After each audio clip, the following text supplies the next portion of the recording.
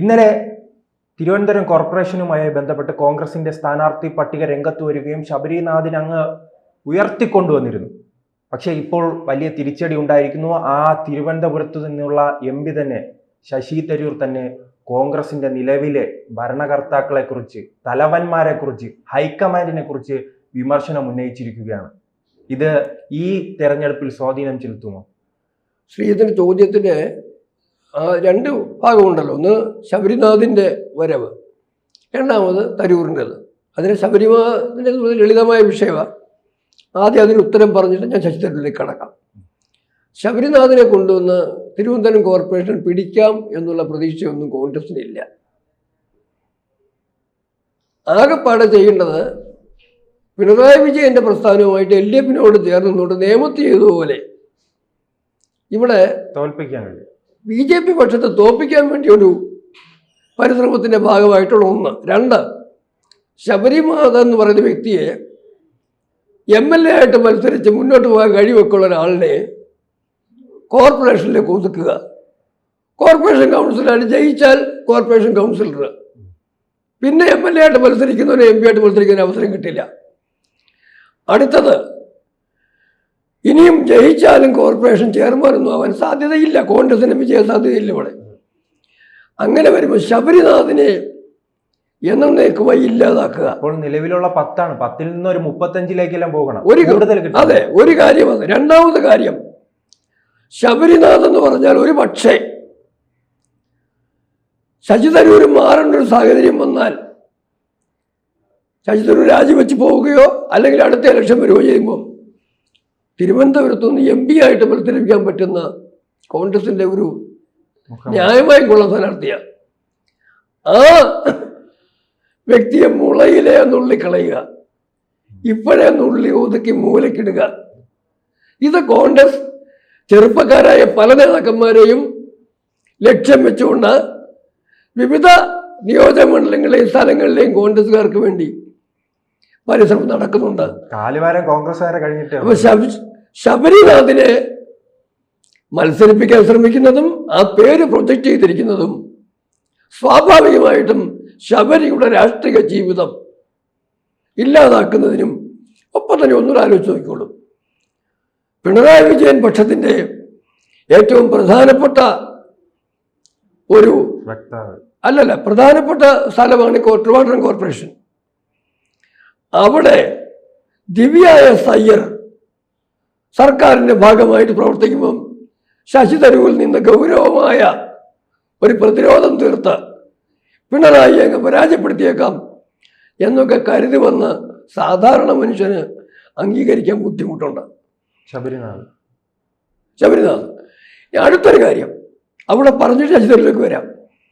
കഴിഞ്ഞ 2 സന്ദർഭങ്ങളിലും സ്വന്തമായ ഭൂരിപക്ഷം കോൺഗ്രസിനില്ലാത്ത ഘട്ടത്തിൽ പോലും ഇടതുപക്ഷത്തില്ലാത്ത പോലും ഇടതുപക്ഷത്തെ തന്ത്രപൂർവ്വം സഹായിച്ച് നിർത്തിയ കൂട്ടരാണ് ഈ കോൺഗ്രസ്സുകാർ. അവരിപ്പം ഇടതുപക്ഷത്തിൽ നിന്ന് ഭരണം പിടിക്കുമെന്ന് വെറുതെ ആ കാര്യം നമുക്ക് ചർച്ച ചെയ്യേണ്ട ആവശ്യം പോലുമില്ല. തരൂരിലേക്ക് വരാം. ശശി തരൂര് ഇപ്പൊ പറഞ്ഞ പുതിയൊരു കാര്യമല്ല, അദ്ദേഹത്തിൻ്റെ പുതിയ കാഴ്ചപ്പാടുമല്ല.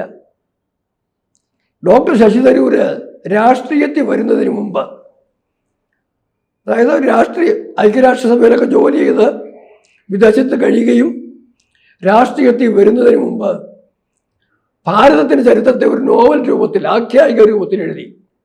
ദ ഗ്രേറ്റ് ഇന്ത്യൻ നോവൽ എന്നാണ് അതിൻ്റെ പേര്. ലോകപ്രശസ്തമായൊരു പുസ്തകമാണ്. ന്യൂയോർക്ക് ടൈംസ് ഉൾപ്പെടെ ലോകത്തിലെ റിവ്യൂ ചെയ്ത നിരവധി പ്രസിദ്ധീകരണങ്ങളിൽ വളരെ ശ്ലാഘനീയമായൊരു പുസ്തകമാണെന്ന് പലരും പല ലോകതലത്തിലുള്ള എഴുത്തുകാരും സാക്ഷ്യപ്പെടുത്തിയ പുസ്തകമാണ്. ആ പുസ്തകത്തിൽ മഹാഭാരതത്തിലെ കഥാപാത്രങ്ങളെ ഭാരതത്തിൻ്റെ ചരിത്രവുമായിട്ട് ബന്ധപ്പെട്ടവരെ തുല്യമായി കണക്കാക്കിയാണ് നോവൽ എഴുതിയിരിക്കുന്നത്. അതിൽ നെഹ്റു കുടുംബത്തിലുള്ളവരെ എങ്ങനെയാണ് ചിത്രീകരിച്ചിരിക്കുന്നതെന്ന് ഞാനത് സൂചിപ്പിക്കാം. ആദ്യം ജവഹർലാൽ നെഹ്റുവിനെ കുറിച്ച് തരൂർ എഴുതിയിരിക്കുന്നത്, ഗ്രേറ്റ് ഇന്ത്യൻ നോവൽ എഴുതിയിരിക്കുന്നത് അന്ധനായ ധൃതരാഷ്ട്രർ എന്നായിരുന്നു. അന്ധനായ ധൃതരാഷ്ട്രർ, ലോകത്തെ ശരിക്ക് കാണാൻ കഴിയാത്തൊരു മനുഷ്യൻ. കാണാൻ കഴിയുന്നില്ലെങ്കിലും ഞാൻ കാണുന്നതാണ് ശരി എന്ന് കൂടെ നിൽക്കുന്ന സിൽബന്തികളെ കൊണ്ട് പറയിപ്പിക്കാൻ കഴിയുള്ള ഒരു വ്യക്തി. ആ സിൽബന്തികളുടെ പുകഴ്ത്തൽ കേട്ട് സ്വയം ആക്ലാദിച്ചൊരു വ്യക്തിയായിട്ടാണ് ധൃതരാഷ്ട്രരെ, ജവഹർലാൽ നെഹ്റുവിനെ ധൃതരാഷ്ട്ര രൂപത്തിൽ ശശി തരൂർ അവതരിപ്പിച്ചത്. കൂട്ടത്തിൽ ശ്രീലമ്പടനാണ്, മറ്റു വേണ്ടത്വ എല്ലാം ഉണ്ട്. ഇതെല്ലാം ധൃതരാഷ്ട്രർക്ക് പറയുന്നുണ്ട്. ആ നെഹ്റു കുടുംബത്തിൽ നെഹ്റു കാണിച്ചതുപോലെ മക്കളോടും കുടുംബത്തോടുള്ള പ്രതിബദ്ധതയും. അടുത്ത കഥാപാത്രം ഇന്ദിര. ധൃതരാഷ്ട്രക്ക് എത്ര മക്കളായിരുന്നു? ധൃതരാഷ്ട്രക്ക് എത്ര മക്കളായിരുന്നു? 100 മക്കളും ഒരു പെൺകുട്ടിയും. അവരെല്ലാം ഏതാണ്ട് ആസുരഭാവമുള്ളവരായിരുന്നു. തരൂർ എഴുതിയിരിക്കുന്നത് ഈ പുതിയ കാല ധൃതരാഷ്ട്രനായ ജവഹർലാൽ നെഹ്റുവിന് 101 ഇല്ലായിരുന്നു. ആ 101 മക്കളുടെയും കൂടെ ആസുര രാക്ഷസീയ ഭാവം, നെഗറ്റീവ് എനർജി ഒന്നിച്ചേർന്ന ഒരൊറ്റ മകള് പ്രിയ ദുര്യോധനി. പ്രിയ ദുര്യോധനി എന്നാണ് ദുര്യോധന്റെ പേര്. പ്രിയ ദുര്യോധനി എന്നാണ് doctor Shashi Tharoor great Indian നോവലില് ഇന്ദിരയ്ക്ക് പേരിട്ടിരിക്കുന്നത്. അല്ല, ഇത് കോൺഗ്രസിൽ ചേരുന്ന മുമ്പുള്ളതാണോ എഴുത്ത്? കോൺഗ്രസിൽ ചേരുന്നതിന് മുമ്പ് എഴുതിയിരിക്കുന്ന, അത് കഴിഞ്ഞപ്പോൾ എഴുതാൻ പറ്റില്ലല്ലോ. ഞാൻ പറയുന്നത് സത്യസന്ധമായി സർഗശേഷിയുള്ളൊരു മനുഷ്യൻ ലോകത്തെ ഇക്കാലത്തെയും കണ്ട കാലത്ത് എഴുതിയൊരു പുസ്തകത്തിൽ ഇങ്ങനെ അവതരിപ്പിച്ചത്. അത് ശശി തരൂരിന്റെ മനസ്സിലെ സ്വാഭാവികമായ വികാരമായത്തില്ലേ. ഒപ്പം തന്നെ മറുപക്ഷത്തുള്ളവരെ, യുധിഷ്ഠിരനെയും ഭീമനെയും അർജുനനെയും ഒക്കെ കാണിച്ചിരിക്കുന്നത് ശ്രേഷ്ഠ കഥാപാത്രങ്ങളായിട്ടും. ഭാരതത്തിന്റെ ജനാധിപത്യം, ഭാരതത്തിന്റെ വിദേശ ബന്ധ നൈപുണ്യം. അല്ല, ഇങ്ങനെ ഉണ്ടായിരുന്നിട്ട് എന്തുകൊണ്ട് കോൺഗ്രസിൽ ശശി തരൂർ ചുരുങ്ങിപ്പോയി? അത് വേറെ കാര്യം. എന്റെ സംശയം അതല്ല. ഈ പുസ്തകം എഴുതിയ ഡോക്ടർ തരൂരിനെ കോൺഗ്രസ്സുകാരെ എങ്ങനെ കൂടെ കൂട്ടിയെന്നാണ് എനിക്ക് മനസ്സിലാകുന്നില്ലാത്തത്. ശശി തരൂര് കാര്യം സാധിക്കാൻ വേണ്ടി കുറെ കാലം ഈ കാര്യമൊന്നും പറയാതെ ഇവിടെ കൂടെ പോയി നിന്ന് കാണും. പക്ഷെ കോൺഗ്രസ്സുകാര് ഈ പുസ്തകം അവരുടെയൊക്കെ അലമാരി കാണും. ഡോക്ടർ ശശി തരൂരിന്റെ പുസ്തകമായതുകൊണ്ട് തീരെ കുറഞ്ഞത് എൻ്റെ സുഹൃത്ത് രമേശ് ചെന്നിത്തലയുടെ വീട്ടിൽ നിശ്ചയമായി ആ പുസ്തകം കാണും. ചെന്നിത്തല പുസ്തകം വായിക്കുന്നയാൾ അവിടെ കാണും. ശബരിനാഥിന്റെ വീട്ടിൽ കാണും. കാരണം കാർത്തികേയന് പുസ്തകം വായിക്കുന്നയാളായിരുന്നു. വി ഡി സതീശന്റെ വീട്ടിൽ കാണും. സതീശന് പുസ്തകം വായിക്കുന്നയാളാണ്. ബാക്കി എല്ലാ കോൺഗ്രസ്സുകാരെ കുറിച്ച് എനിക്ക് നിശ്ചയമില്ല. കോൺഗ്രസ്സുകാർ അതൊക്കെ ഇത് വായിച്ചിട്ട് രാഹുൽ ഗാന്ധിക്ക് ഒന്ന് പറഞ്ഞു കൊടുക്കട്ടെ. രാഹുലിനും പ്രിയ സോണിയയ്ക്കൊന്നും മനസ്സിലാവില്ലായിരിക്കും. അപ്പൊ ഞാൻ പറഞ്ഞു വന്നത്, ഈ കുടുംബത്തെ ഈ ആരോപണം ഉന്നയിക്കുന്നത് കൃത്യമായി തന്നെ BJP ആണ്, കുറച്ച് വർഷങ്ങളായി ഉപയോഗിക്കുന്നു. അപ്പോൾ ഒരു BJPയുടെ സ്വരമായി ശശി തരൂർ മാറിയോ? അതവിടെ നിൽക്കട്ടെ. ഞാൻ ശശി തരൂരിന്റെ സ്വരം എന്താണെന്ന് ഞാൻ ചോദിക്കുന്നത്. ശശി തരൂരിന്റെ സ്വരം പിന്നെയുണ്ട്. എങ്ങനെയാണ് അടിയന്തരാവസ്ഥ വന്നതെന്നും, എങ്ങനെയാണ് ഓരോ കാര്യങ്ങളിലും നിലപാടുകളെന്നും, എന്തെല്ലാം ചതികളാണ് കാണിച്ചിട്ടുള്ളതെന്നും, ജവഹർലാൽ നെഹ്റു കമലാ നെഹ്റുവിനോട് കാണിച്ച ചതികൾ വരെ, ക്രൂരത വരെ എണ്ണി ഈ നോവലിന് ശശി തരൂർ എഴുതിയിട്ടുണ്ട്. ഇതെല്ലാം കഴിഞ്ഞിട്ട് ശശി തരൂർ ഒരുപക്ഷെ അവസരവാദ രാഷ്ട്രീയത്തിന്റെ ഭാഗമായിട്ട്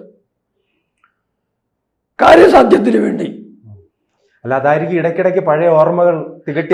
ഇപ്പൊ വരുമ്പോഴത്തേക്ക് പലപ്പോഴും പലരും കാണിക്കുന്ന ഒരു കാര്യമുണ്ടല്ലോ, അതേ സന്ദർഭത്തിൽ ഞാൻ പറയുന്നില്ല. ജീവിതത്തിന്റെ ഒരു ഘട്ടമെത്തുമ്പം ഈ കഴിഞ്ഞ കാല ഓർമ്മകളൊക്കെ അയവിറക്കുന്ന സന്ദർഭമുണ്ട്. ഒരുപക്ഷെ ഡോക്ടർ തരൂരും ആ ഘട്ടത്തിൽ എത്തിക്കാണും. ഏതായാലും ഡോക്ടർ ശശി തരൂർ പറഞ്ഞതിനെ ചെറുതാക്കി കാണണ്ട. കുടുംബവാഴ്ചയ്ക്കും കുടുംബത്തിൽ ഇനിയുള്ളവർക്കും വേണ്ടി രാഷ്ട്രീയത്തിന്റെ അധികാരം മാറ്റിവെക്കുന്ന രീതി അത് ഗുണത്തെ ബാധിക്കും. അല്ല, മറ്റൊരു കാര്യം, ഈ നെഹ്റു കുടുംബത്തെ ആര് വിമർശിച്ചാലും അവരെ പടിക്ക് പുറത്താക്കുന്നത് പതിവാണ്. പക്ഷേ ഇത്രയും നാളായി തുടർച്ചയായി തന്നെ ശശി തരൂർ വിമർശനം ഉന്നയിക്കുന്നു. കേരളവുമായി ബന്ധപ്പെട്ട് പരിശോധിക്കുകയാണെങ്കിൽ ഏറ്റവും പ്രധാനപ്പെട്ട 2 തെരഞ്ഞെടുപ്പുകൾ മുന്നിൽ നിൽക്കുകയാണ്. എന്നിട്ടും എന്തുകൊണ്ടാണ് ശശി തരൂരിനെ അതിനകത്ത് ഒഴിവാക്കാത്തത്? അല്ല, പ്രായോഗികമായ രാഷ്ട്രീയ കാരണം. ഒഴിവാക്കി കഴിഞ്ഞാൽ തരൂരിന്റെ MP സ്ഥാനം നഷ്ടപ്പെടത്തില്ല. മനസ്സിലായോ? ഒഴിവാക്കി കഴിഞ്ഞാൽ പാർട്ടി പുറത്താക്കിയാൽ തരൂരിന്റെ MP സ്ഥാനം നഷ്ടപ്പെടത്തില്ല. തരൂർ സ്വയമായിട്ട് രാജിവെച്ചാൽ MP സ്ഥാനം പോകും. എൻ്റെ കണക്കൂട്ടലിൽ അതാണ് ഇവർ പുറത്താക്കാത്തതിൻ്റെ ഒരു കാരണം. അടുത്ത ഇലക്ഷൻ തിരിച്ചു കൊടുക്കത്തുമില്ല. അതൊരു കാര്യം. എൻ്റെ ചോദ്യം മൗലികമായ ചോദ്യം അതല്ല. കുടുംബവാഴ്ചയെക്കുറിച്ചിട്ട് തരൂർ പറഞ്ഞതിൽ തെറ്റെന്താ ഉള്ളത്? നമ്മൾ ഓർത്ത് നോക്കണം. നെഹ്റു മരിച്ചു കഴിഞ്ഞപ്പോൾ, നെഹ്റുവിൻ്റെ കാലത്ത് തന്നെ 1959 നെഹ്റു പ്രധാനമന്ത്രിയായിട്ടിരിക്കുമ്പോൾ തന്നെ ഇന്ദിരയെ പിടിച്ച് AICC പ്രസിഡന്റാക്കി. നെഹ്റുവിനോടൊപ്പം നിന്ന, പ്രവർത്തിച്ച, ത്യാഗം ചെയ്ത ഇന്ദിരാഗാന്ധി, സഞ്ജയ് ഗാന്ധി, എത്രയോ പേര് ജീവിച്ചിരിക്കുമ്പോഴാണ് നെഹ്റു വന്ന് ഇന്ദിരയെ പാർട്ടി പ്രസിഡന്റാക്കി വരുന്നതിന് വഴിയുണ്ടാക്കിയത്. ശാസ്ത്രി വന്നു. ലാൽ ബഹദൂർ ശാസ്ത്രി പ്രധാനമന്ത്രിയായ ഉടനെ ഇന്ദിര ചോദിച്ചൊരു ചോദ്യം, ആ ഒരു പരാമർശം നമ്മൾ ആരും മറക്കാൻ പാടില്ല. ഖർക്കാൻ നൗക്കർ പ്രധാനമന്ത്രി വരികയെന്ന് പറഞ്ഞു. വീട്ടിലെ വേലക്കാരൻ പ്രധാനമന്ത്രിയായിരുന്നു. എന്നിട്ട് സോവിയറ്റ് യൂണിയനുമായിട്ട്, സോവിയറ്റ് കമ്മ്യൂണിസ്റ്റ് നേതൃത്വമായിട്ട് നടത്തിയ ചില അന്തർനാടകങ്ങളുടെ ഭാഗമായി താഷ്കന്ദിൽ വെച്ച് ശാസ്ത്രിയെ ഒഴിവാക്കി ഇന്ദിര പ്രധാനമന്ത്രി പിടിച്ചെടുത്തു. അതിനുശേഷം 1984 ആ ചോദ്യം എനിക്ക് മനസ്സിലായി. ചർച്ച വേറെ ദിവസം നടത്താം, കൃത്യമായി ചർച്ച ചെയ്യാം. എൻ്റെ ഒരു വിഷയം ഉണ്ടായതിനെ കുറിച്ച് ഞാൻ എഴുതിയിട്ടുള്ളൂ. അതിനെ കുറിച്ച് 1984 ഇന്ദിര വെടിവെച്ച് കൊല്ലുന്നത് രാവിലെയാണ്. രാവിലെ 8:30 ആയപ്പോഴത്തേക്ക് 9 മണിക്കാണ് ഒന്ന് വെടിവെച്ചത്. മരിക്കപ്പെട്ട വിവരം വൈകുന്നേരം വരെ പുറത്തു വിട്ടിട്ടില്ല. കൽക്കട്ടയിലുള്ള രാജീവ് കൽക്കട്ടയിൽ നിന്ന് വരാൻ വേണ്ടി 1-2 മണിക്കൂർ മതി. എയർപോർട്ട്സിന് വിമാനമൊക്കെ ഉണ്ടാകും, അല്ലെ 4 മണിക്കൂർ. കാത്തിരുന്നത് വിദേശത്തായിരുന്ന ഗ്യാനി സെയിൽ സിംഗ്. ഭാരതത്തിലെത്തി. ഇന്ദിരയുടെ മരണത്തോടൊപ്പം തന്നെ രാജീവ് ഗാന്ധിയെ പ്രധാനമന്ത്രിയായിട്ട് സത്യപ്രതിജ്ഞ ചെയ്ത ശേഷം ഒന്നിച്ചാണ് ആ വാർത്ത കൊടുത്തത്. ഇന്ദിര കൊല്ലപ്പെട്ടു, രാജീവ് പുതിയ പ്രധാനമന്ത്രിയെന്ന്. ഇന്ത്യയിലെ ഭരണഘടനയ്ക്ക് വിരുദ്ധമാണ്. അങ്ങനെ കോൺഗ്രസിന്റെ പാർലമെന്ററി പാർട്ടി പോലും കൂടാതെ മരിച്ചു കിടക്കുന്ന അമ്മയുടെ ശവശരീരം ദഹിപ്പിക്കുന്നതിന് പോലും കാത്തിക്കാതെ, അഗ്നി കൊടുക്കുന്നതിന് കാത്തിക്കാതെ അധികാര കസേര പിടിച്ചെടുത്ത ആളാണ് രാജീവ്. സോണിയ വന്നു. സോണിയ അന്ന് കോൺഗ്രസിന് ഭൂരിപക്ഷമുള്ള ഘട്ടമല്ല. ഇലക്ഷൻ റിസൾട്ട് പോലും എങ്ങനെ വരുമെന്ന് അറിയില്ല. വന്നപ്പോഴും കോൺഗ്രസിന് ഭൂരിപക്ഷമില്ല. സോണിയ പ്രധാനമന്ത്രി പദം ഏറ്റെടുത്താൽ അതൊരു പക്ഷം വിമർശനങ്ങൾ കടവരുമെന്നും സ്ഥായിയായ ഒരു സംവിധാനം കഴിയില്ലെന്നും അറിയാവുന്നുണ്ട് തൽക്കാലത്തേക്കൊന്ന് മാറി നിന്നതാണ്. പിന്നീട് കുരുട്ടുബുദ്ധി കാണിച്ച് സീതാറാം കേസരിയെ പിടിച്ചു തള്ളി ബാത്റൂമിലിട്ട് പൂട്ടിയിട്ട് AICC പ്രസിഡന്റായി. KR നാരായണൻ രാഷ്ട്രപതി ആയിരിക്കുമ്പോഴത്തേക്ക് ആ പദവി കിട്ടാൻ വേണ്ടി KR നാരായണൻ അടുത്തിരുന്നു. ഏതാണ്ട് ഉറപ്പിച്ചതാണ്. പക്ഷെ മുലായം സിംഗ് യാദവ് അന്ന് കാലം മാറി, അതുകൊണ്ടൊന്നാകാൻ പറ്റിയില്ല. അന്നങ്ങനെ രണ്ടാമത് പ്രധാനമന്ത്രിയായിട്ട് 2004 ഞാൻ അടുത്ത ദിവസത്തിനുള്ളിൽ 1-2 ദിവസത്തിനുള്ളിൽ സത്യപ്രതിജ്ഞ ചെയ്യുമെന്നാണ് രാഷ്ട്രപതി ഭവനിലേക്ക് അന്നത്തെ രാഷ്ട്രപതി APJ അബ്ദുൽ കലാമിനെ കാണാൻ വേണ്ടി കയറിപ്പോയ സോണിയ പറഞ്ഞത്. അവിടെ ചെന്നപ്പം പൗരത്വത്തിന്റെ പേരിലുള്ള വിഷയം കൊണ്ട് പ്രധാനമന്ത്രിയാകുന്നതിന് തടസ്സമുണ്ട് എന്ന കാര്യം APJ അബ്ദുൽ കലാം സൂചിപ്പിച്ചപ്പോഴാണ് തിരിച്ചിറങ്ങി വന്ന്, അല്ലെങ്കിൽ വേണ്ടി വന്നാൽ ഞാനിത് സുപ്രീം കോടതിക്ക് റെഫർ ചെയ്യും എന്നൊരു സാഹചര്യം വന്നപ്പോഴാണ് പുറത്തിറങ്ങി വന്നിട്ട് എനിക്ക് പ്രധാനമന്ത്രി പദം വേണ്ട, പണ്ട് കുറുക്കൻ മുന്തിരിങ്ങ കഴിക്കുമെന്ന് പറഞ്ഞ പോലെ ഇവർ കൊട്ടിഘോഷിച്ചു. അത് എന്താ പറയേണ്ടത്, ത്യാഗത്തിന്റെ കാര്യമാണ്, ത്യാഗമൊന്നുമല്ല. അതിനുശേഷം മകനെ പ്രധാനമന്ത്രിയൊക്കെ നോക്കുന്നു. അപ്പൊ ഇങ്ങനെ പോകുന്ന കുടുംബ ഭരണം മുന്നോട്ട് പോകുന്തോറും ഭരിക്കാൻ രാഷ്ട്രീയ മികവും ഇച്ഛാശക്തിയും കർമ്മശേഷിയും വീക്ഷണമുള്ളവരെ പുറത്തുള്ള ആളുകളെ മാറ്റി നിർത്തിക്കൊണ്ട് ഈ കുടുംബത്തിലേക്ക് അധികാരം ചുരുക്കിയാൽ അത് ഒരു രാഷ്ട്രത്തിൻ്റെയും ജനാധിപത്യത്തിൻ്റെയും ഭാവിയുടെ കടയ്ക്ക് കത്തിവെക്കുമെന്ന് ഡോക്ടർ ശശി തരൂർ പറഞ്ഞെങ്കിൽ അദ്ദേഹത്തിൻ്റെ വാക്കുകൾക്ക് കാഴ്ചപ്പാടിന് അടിവരയിട്ട പ്രാധാന്യത്തോടുകൂടി രേഖപ്പെടുത്തുകയാണ് സമൂഹം ചെയ്യുന്നത്. കൂടുതൽ വാർത്തകളും വിശേഷങ്ങളും നിങ്ങളിലേക്ക് എത്താൻ ABC മലയാളം സബ്സ്ക്രൈബ് ചെയ്യുക, ബെൽ ബട്ടണും അമർത്തുക.